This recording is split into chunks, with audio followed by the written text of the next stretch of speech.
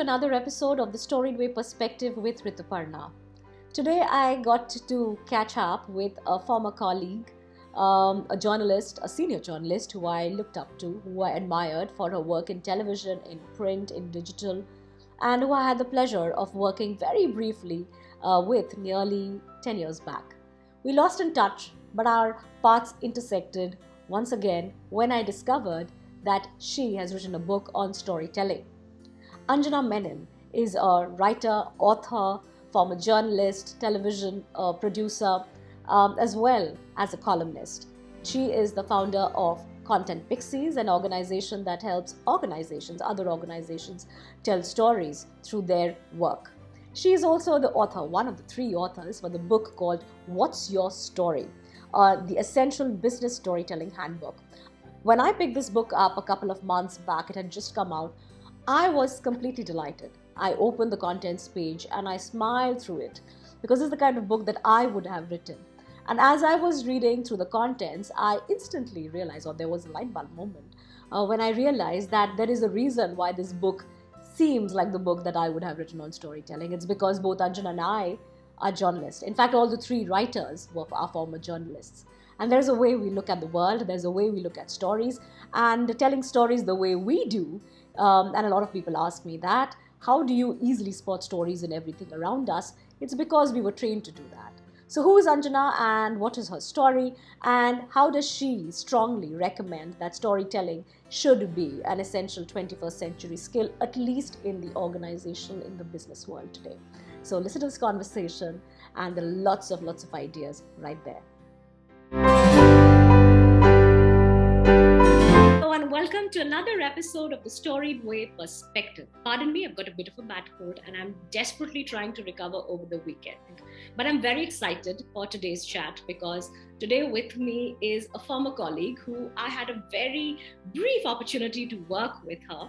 But she was somebody I had heard lots of things about. I had seen her on television, I had read her columns, and it was quite a joy to sit next to her in the newsroom, a newsroom in the making, and work with Anjana Menon.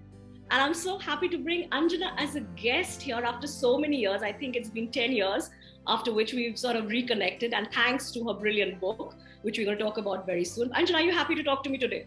Oh, I'm just beyond delighted, Ritu, because it was such a joy to have you as a colleague. And, I deeply miss all the conversations we used to have. A lot, in fact, about storytelling, how to tell stories better for the news organization that we were with.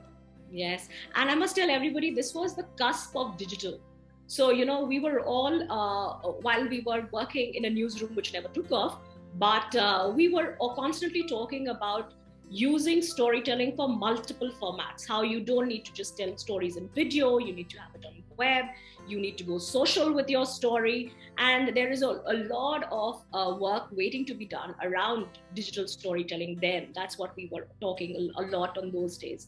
And I think that was the cusp of connecting with you completely. Today, the reason I have Anjana is because she comes from, we go back a long time from my previous life as a journalist. She was a journalist too, but she is the co-author of What's Your Story?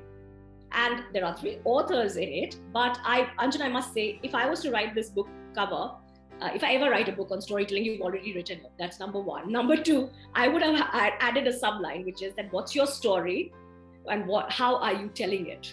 So, as the book says, the Essential Business Storytelling Handbook. We are here to talk about storytelling as an essential skill in business today. So tell me something about the making of this book, Anjana. How did it happen? 3 authors, 3 different geographies. Each of you has a niche. I can see that, but yet you are related. How did this book happen? So all 3 of us, worked together as journalists. They're both former colleagues from Bloomberg, when I used to work in Bloomberg in London. And actually, initially, it was a slightly different book when Audrey and Marybeth started on it. It was really more like a journalism handbook, I would say, the do's and don'ts in a newsroom, how to write a headline better.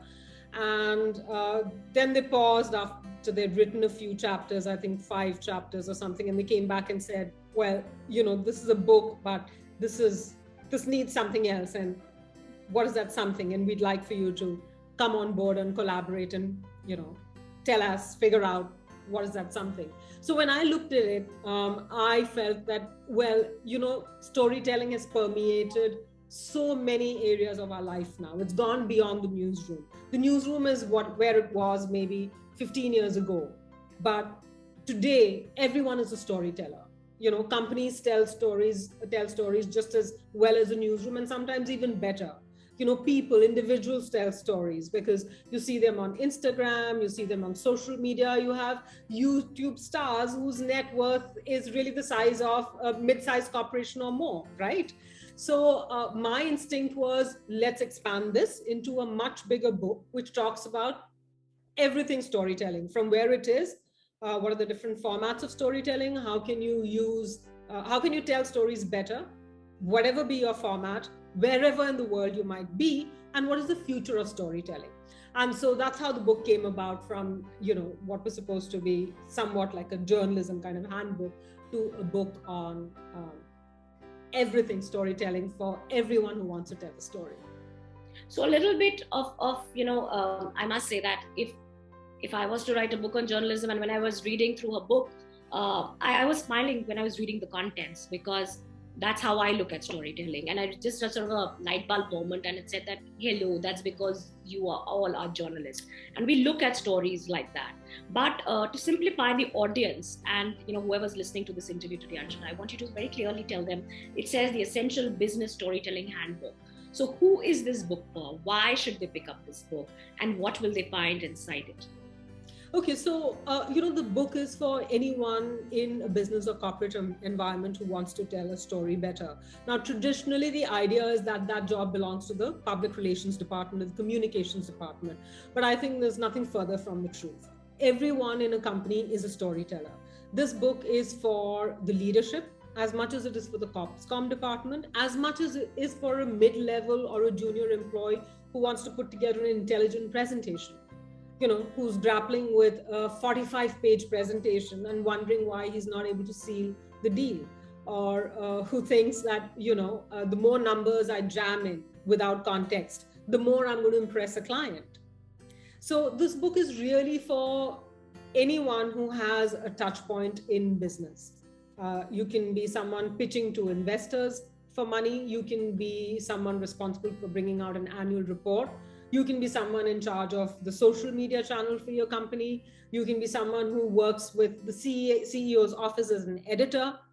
You can just be handling press releases. It really doesn't matter. You could even be someone who's doing visual or data storytelling. It covers pretty much all forms of storytelling. So I would say it's for everyone who wants to communicate better.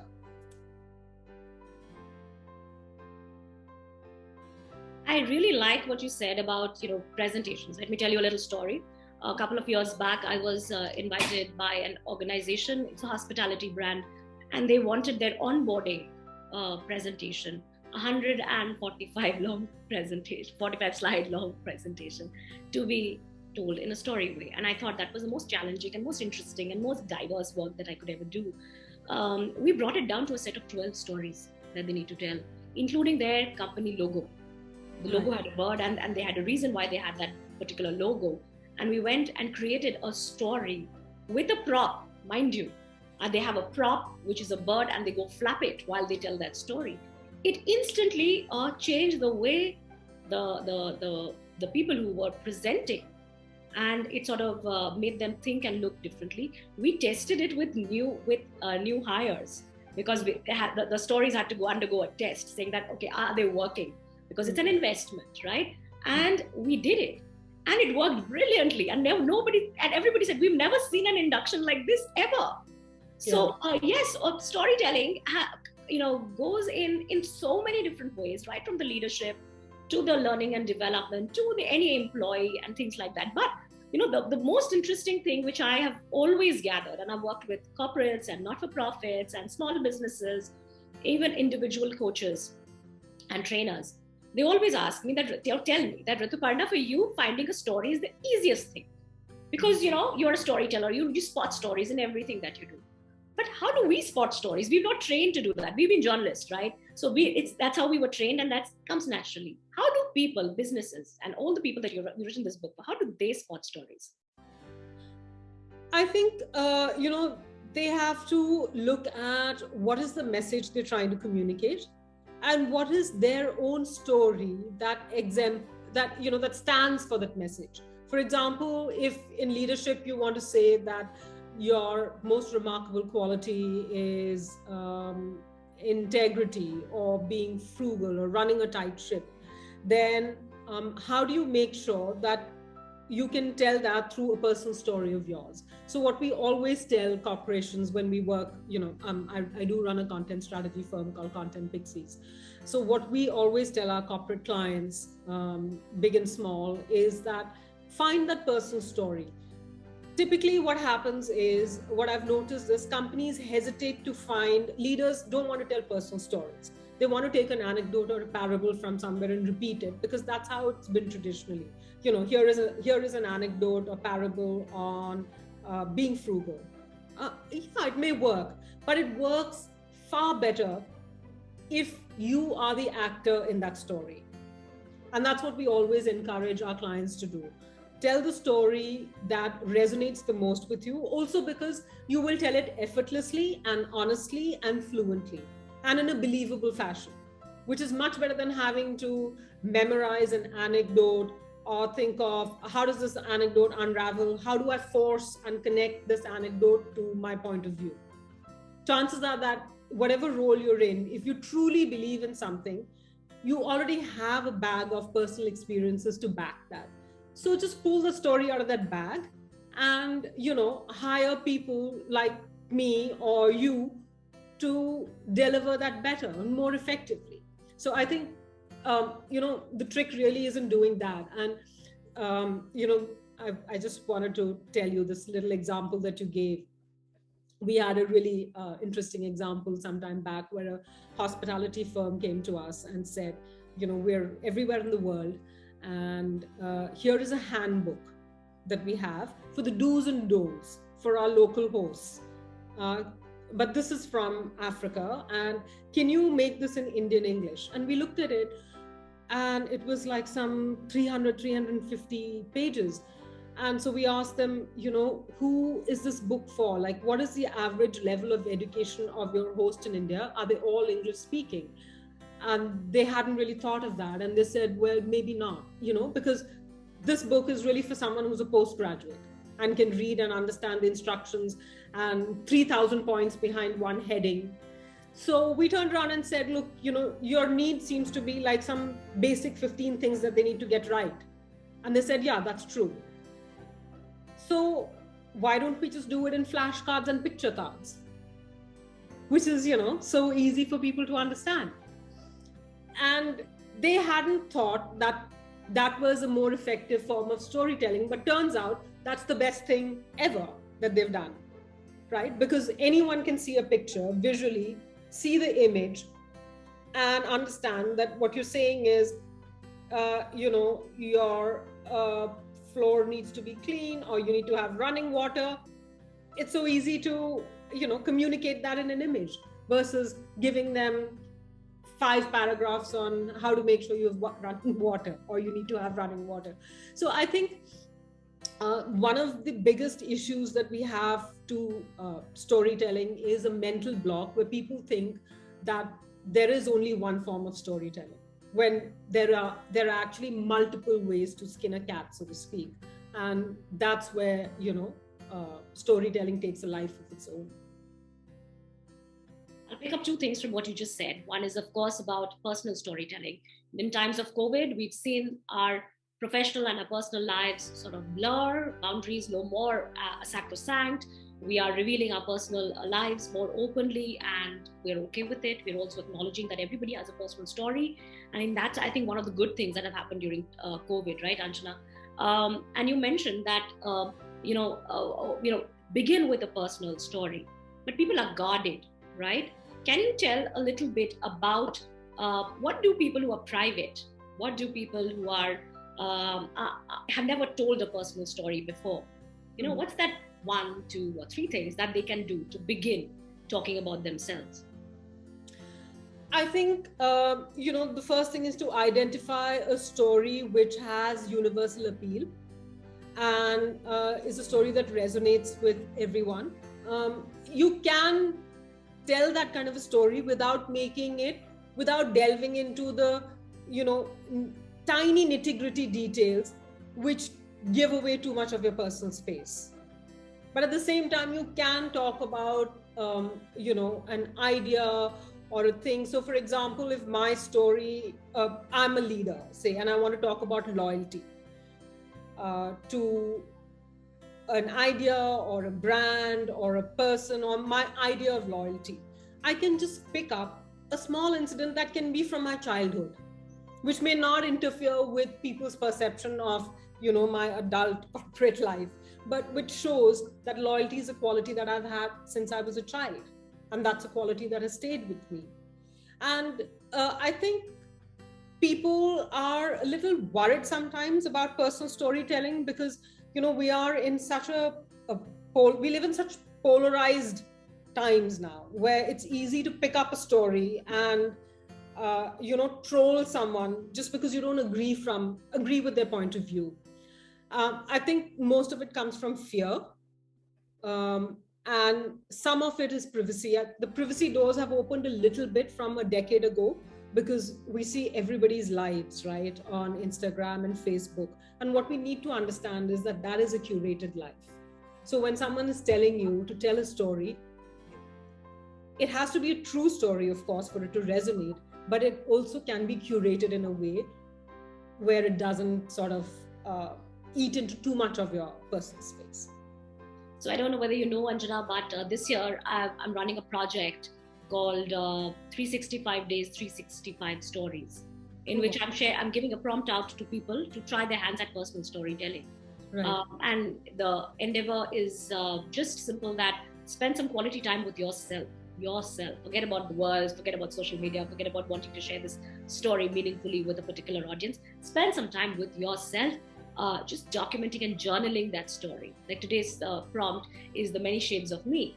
Yeah. And I'm sure the many shades of me, everybody has different views about their own personality. And the idea is to gather these little nuggets of when you were blue, when you were white, when you were green, and those little memories of your life and how you can document it. And perhaps tell it if you want to ever use it for some in your project, in your talk, to communicate, to connect with someone. So I'm having a lot of fun creating these prompts and even journaling them myself. So it's easy. It's just so funny that you should say this. So my second book, which is a solo project, it's called Anjanamenon, Stories from a Kerala Quarantine. Ironically, that started as a personal diary, as a journal, because I was stuck in Kerala during a quarantine. I was made to do a room quarantine by the government because I was coming in from Delhi, and the rules were that if you came from outside the state, you had to do a room quarantine. And because I didn't have much to do, I started keeping a journal, and then I posted 3 or 4 of those on social media, and I started getting hounded saying, what happened today? What's the story today?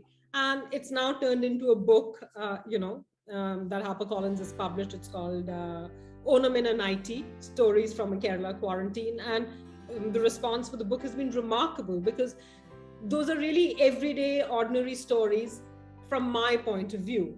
And, like you rightly said, you never know what it might end up becoming. A personal journal has more promise and potential than we give it credit for. Absolutely. So for those of you who are even toying with the idea of writing a book ever, start with my prompts. They're very easy. Go ahead and write your next blockbuster. You never know, like Anjana said, where it can take you. Great. So Anjana, next question. You mentioned something about everybody can tell a story today in an organization. But does everybody have the freedom? Do organizations push that culture that we will empower everyone to be storytellers? We will let them tell the stories. Do they sanitize it? Do they sanitize the stories? Do they want to sanitize what their employees are telling about themselves on social media? I think, yes, there is, with companies, they do want to sanitize the storytelling. And partly because I think traditionally all companies have a brand voice and they have brand values. And ideally, the stories that you tell when you represent the company not in your private space, right? I mean, I could be doing anything on Instagram, but if I am representing my firm on the company's Instagram account, then yes, there is a kind of story that you would ideally like your employee to tell, which will amplify the voice of the company, be that the values they encourage, be that the work culture, be that their approach to service, be that their approach to fellow employees, be it, it could even be something as simple as offering employees an environment where there is empathy and where there is support, genuine support. So it is possible to tell stories, but yes, companies would expect that someone that uses the company platform would calibrate the story to meet the values or the ideology that the company is trying to promote. To me, from where I stand, I always believe, I completely agree with you, Anjana. I also believe that an organization has to build this trust bit by bit. You have to first create a culture for storytelling, for ethical storytelling, which is not controlled, so that you have to empower people that they have the freedom to interpret the story and tell it authentically outside. But you have to build their capacities and not doctor them, not really handhold them into the kind of stories they will tell, but create an environment which ensures that only the right stories are only being told. There are no negative stories at all happening within the organization. So if you use storytelling to build a culture, to create this, because storytelling is a two-way process. You tell, you listen, and you allow the listener to tell and create a story with you. So if you create that environment, you will know that the employee will most likely will go outside and tell the right story. Yes. Yeah. You also talked about mediums, and in your book there are, you have talked about the mediums, how print is different from television to podcast to audio to social media. Again, each social media is different today. LinkedIn picking up big time. Everybody is no more just communicating. Everybody is creating stories and creating content. Yes. A little bit about how does somebody if they have to tell a business story, how do they really navigate through this entire ecosystem? So, it's really something as simple as, where is your audience sitting? I have a word for it, a phrase for it, which is the easiest way to remember it. Location, location, location. Is your audience on LinkedIn? Is your audience on Instagram? Is your audience on Twitter? Is it on Facebook? Or is your audience actually at a trade fair? We're so caught up with social media that we have often companies come to us and say, do something for us on social media. We're not on social media. But hey, if you're a maker of widgets and you're only ever going to get your business customers in expo for other widget makers like you, maybe your best stories ought to be saved for that expo. Putting widgets on Instagram may not be the best avenue for you, because that's not where your audience is. So I think the most important thing is to first identify where is your audience. Remember, location, location, location. And once you've done that, then you think of how are you going to approach it? What is your budget? What is the level of talent you have? And I think one really key thing is, can you be consistent and true to that medium? Because it doesn't work if you, get into a frenzy and post for 10 days and then suddenly you've lost steam because you either don't have the resources or you've run out of ideas. So we always tell clients, work with people who can help you build that pipeline. Make a social media calendar or make a calendar for your storytelling, whatever be that format. It might be an annual report that you issue every year to shareholders. That is also a form of storytelling, right? So, but make sure that it's there every year, because you've built a certain expectation. So you must deliver on that expectation. I've done that. I've done that for a not-for-profit, and I've consulted them in using storytelling for their communication, for the program facilitation, as well as their annual report. And I can tell you that the intersection of storytelling in each of these very different verticals is so different. There's nothing that overlaps. It's not like you can use the same story, cut, paste, and use it everywhere else. Stories are different. One more question which I have for you, Anjana, is that today, do organizations need a storytelling strategy, a business storytelling strategy? Is it different from a communication strategy? And how do organizations, businesses build this competency to use storytelling most effectively? So I think the answer is yes, you need to have a storytelling strategy because stories are easier to understand. If I were to give you an example, which is a story, one of my favorite examples is, uh, Newton's theory. If you ask someone, can you just give me the formula for it? I know we've all been taught that formula when we were in school. We won't. But the minute I say, do you remember the story about the apple falling from the tree? There's a eureka moment for everyone, right? That is really the power of storytelling because there's so many storytellers out there. There's gazillion bits of information being pumped out at you today on the internet, on these super highways, information highways. How do you make sure that your message stands and sticks out and is memorable? And the easiest way to make it memorable is to tell it through a story. So yes, companies do need a storytelling department, and it is different from traditional communications department, because I think for the longest time a communications department has really seen its role as putting out maybe press releases, some level of firefighting when things go wrong, and answering queries, either from the press or the general public. But storytelling means that you must be engaged with your audience all the time and give them what they want, whatever it is, whether you want to tell them about how the work that you're doing is making lives more sustainable, whether it is about how your product is better for Earth, whether it's about the jobs that you're creating, which is putting food on the table for millions of people. Whatever that story be, you need to be able to tell it in a humane fashion. It's going to go down better with people. I firmly believe people make better stories, make for better stories, right? And that's not traditionally how a comms department approaches it. Their tendency is usually a press release to say, well, we spent XYZ on, this particular sustainable program. Whereas if I showcase someone who's benefited from that program, I think the impact of that is much higher. And that's really where storytelling is. Well, yes, so I completely agree. And I also believe that there will be a day when organizations will invest in having a team to tell stories.